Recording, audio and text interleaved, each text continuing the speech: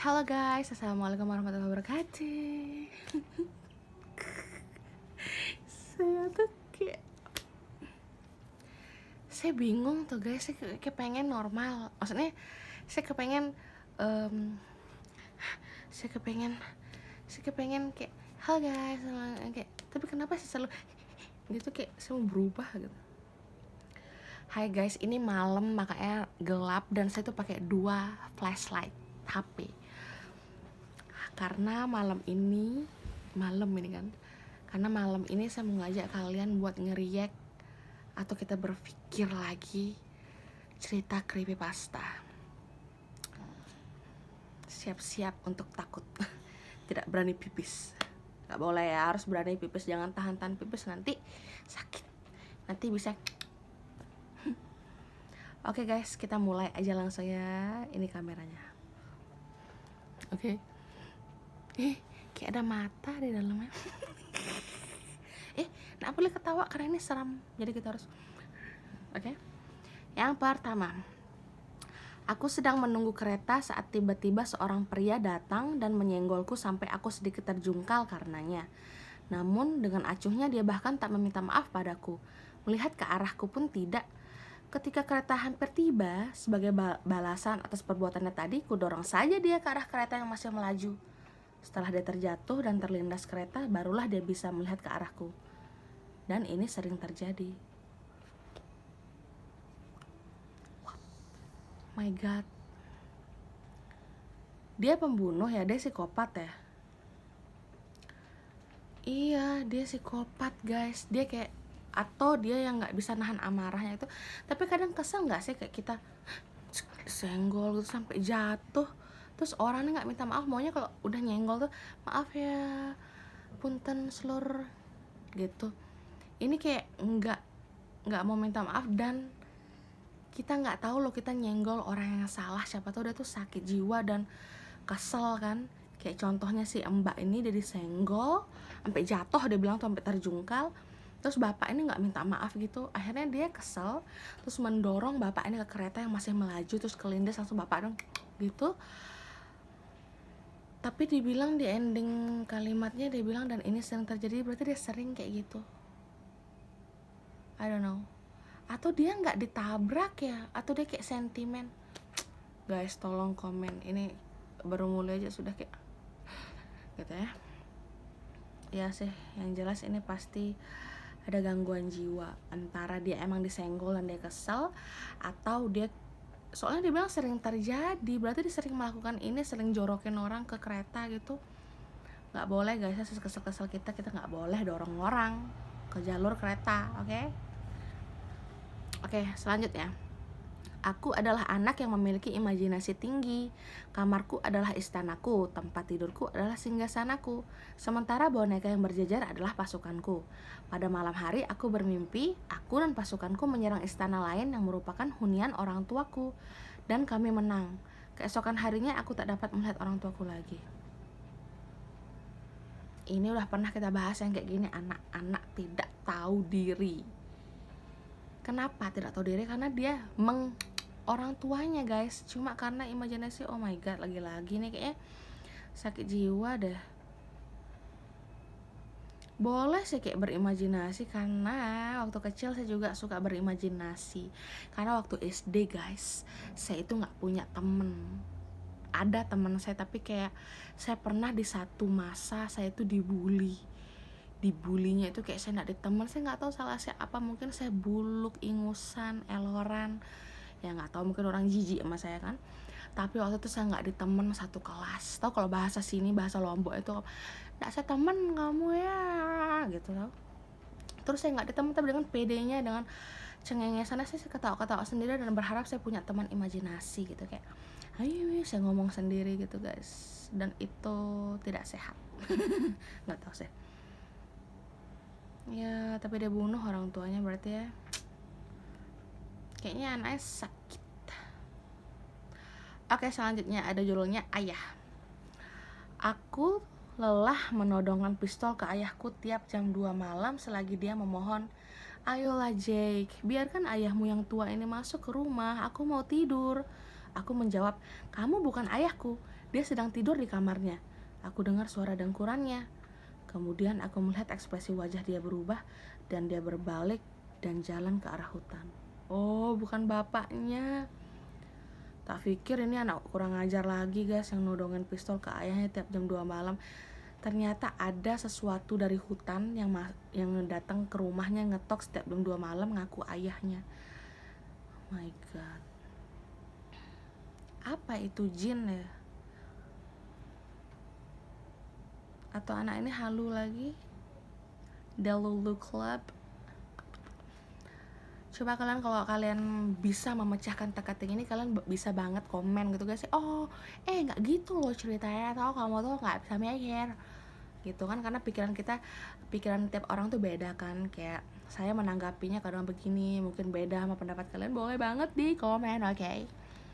Oke, selanjutnya. Istriku sudah koma selama beberapa bulan dan tidak ada sehari pun tanpa aku di sisi dia. Istriku sudah koma selama beberapa bulan dan tidak ada sehari pun tanpa aku di sisi dia selama dia terbaring di rumah sakit. Jujur, aku takut kalau dia bangun dan memberitahukan ke semua orang apa yang telah aku perbuat sampai dia mengalami ini. Ini suami lucu-lucu. Astaga, sampai koma lo, istrinya dia apain? Dipukul kayaknya kan. KDRT. Jahat banget sih. Terus so sweet gitu kan di rumah sakit ya. Istriku gitu kan. My god. Mudahan istrimu sadar terus kamu di penjara. Oke, selanjutnya. Kami bermain petak umpet dan aku memutuskan untuk bersembunyi di dalam kulkas tua yang teronggok ini. Mereka takkan pernah menemukanku di sini. Coba buat kalian yang suka main petak umpet. Kalau main petak umpet tuh yang normal-normal, yang wajar-wajar aja, sembunyi di bawah kolong, belakang pintu, di mana lagi namanya tuh, di dalam dus. Jangan masuk ke kulkas. Apalagi ini kulkas tua yang nowhere somewhere, entah berantah. Oke guys, kulkas tua yang teronggok ini kulkas tua loh. Mungkin aja tuh karatan, berbakteri, ataupun nggak bisa kamu buka. Mereka tak akan pernah menemukanku di sini, kan? Nggak bisa kebuka dah, nih fix. Terkurung dia di situ. Saya kadang kalau baca ini sebagai ibu, as a mother gitu ya, kayak anak ini ya, kalau kamu anak saya sudah sepotong, nggak boleh. Kalau kamu anak saya akan kasih tahu kamu itu tidak boleh. Oke, next. Judulnya Kesempatan. Aku tidak mau punya adik, tetapi karena mungkin sudah takdir, akhirnya aku pun memiliki adik juga. Mau selucu apapun dia, aku tetap tidak suka. Lalu suatu hari saat usianya menginjak 2 tahun, ia mengajakku untuk bermain. Aku sangat kesal karena saat itu aku sedang sibuk menggunting kertas origami untuk tugasku. Aku pun berpikir, mungkin ini adalah kesempatan. Enggak.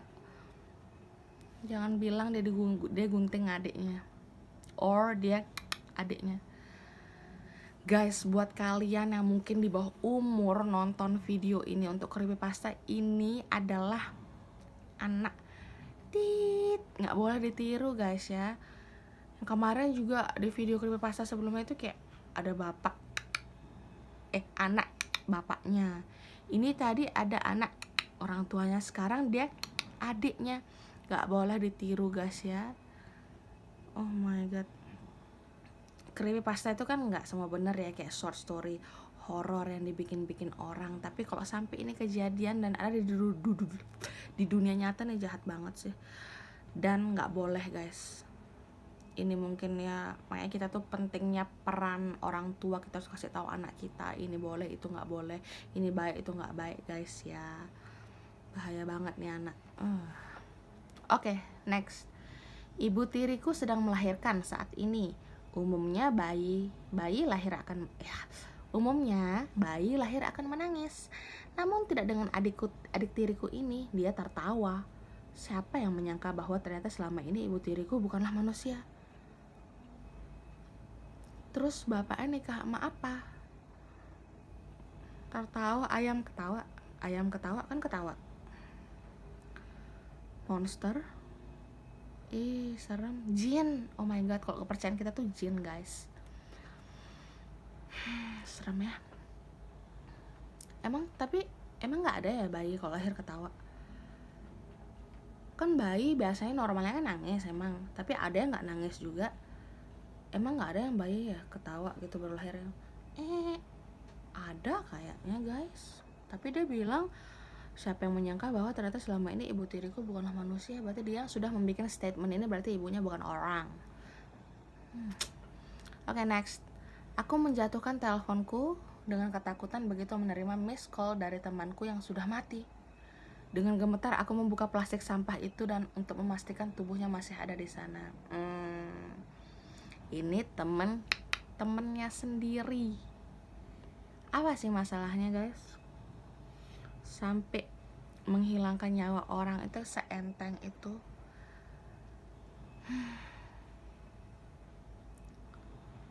Ini ya kayaknya ya, saya kan sering nonton berita ya. Saya kadang takut tuh ngeliat diri saya di kamera, kayak nanti dia geraknya beda gitu loh. Boom. Kan saya sering nonton berita kan, kayak ada yang pembunuh ini, psikopat ini, psikopat itu. Kayak saya wondering gitu loh, kayak bertanya-tanya apa perasaannya setelah melakukan kejahatan itu ya.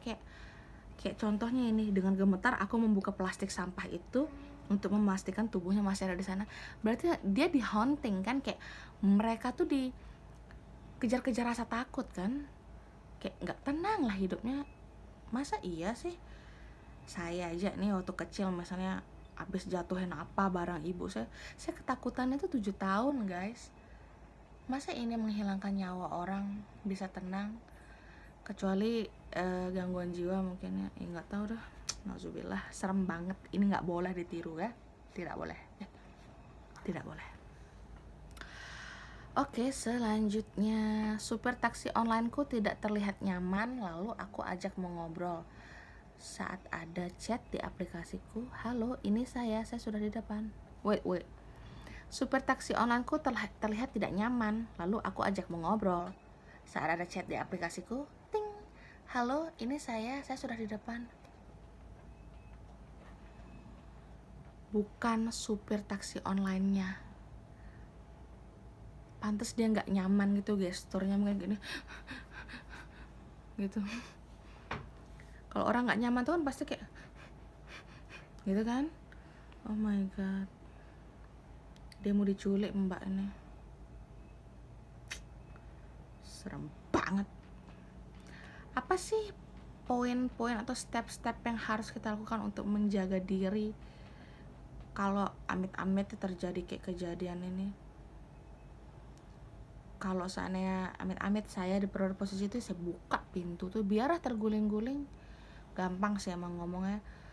Kalau kita cekek dia bakal ngegas dan kita bisa juga. Ya Allah, hindarkanlah dari mara bahaya. Oke, selanjutnya. Sejak kecil aku punya kemampuan untuk mendengar suara yang akan terjadi 1 tahun yang akan datang. Hari ini suara itu berhenti. Matikah? Sejak kecil aku punya kemampuan untuk mendengar suara yang akan terjadi 1 tahun yang akan datang. Hari ini suara itu berhenti. Iya, mati deh. Kayak Mama Loren, tau gak sih kalau kalian yang dulu-dulu pernah tahu Mama Loren, terkenal banget kayak bisa memprediksi gitu kan. Dia pernah bilang kan, kalau nggak salah ya, kalau nggak salah saya dengar berita, dia pernah bilang tahun 2000 sekian saya melihat gelap gitu. Dia bilang ternyata dia yang tutup usia, guys. Sebenarnya kalau kita punya kelebihan untuk kayak gitu tuh, itu sebuah anugerah atau malah kengerian tersendiri. Oke, yang terakhir guys, sudah 14 menit. Oke, yang terakhir, bibiku sudah meninggal beberapa tahun yang lalu. Aku sangat merindukannya. Jadi aku berusaha mencari cara agar aku bisa bertemu lagi dengannya. Berkat tali itu akhirnya aku bisa bertemu dengan bibiku lagi. Kenapa semua mengarah ke situ?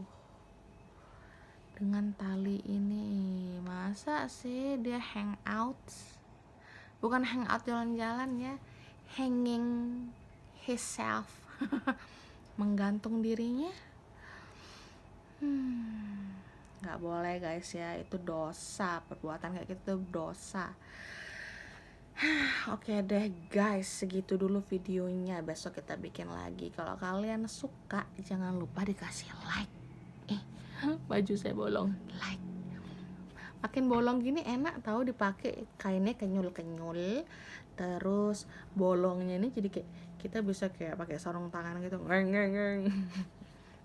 Kalau kalian like video ini, kalau kalian sudah klik video ini, jangan lupa dikasih like, di komen buat ide-ide selanjutnya, atau kalian bisa diskusi sama saya gitu guys. Terus kalau kalian mau share boleh juga, kasih tahu ke teman-teman kalian, dia seru banget nih nonton gitu. Oke, terima kasih, jangan lupa di subscribe. Assalamualaikum warahmatullahi wabarakatuh.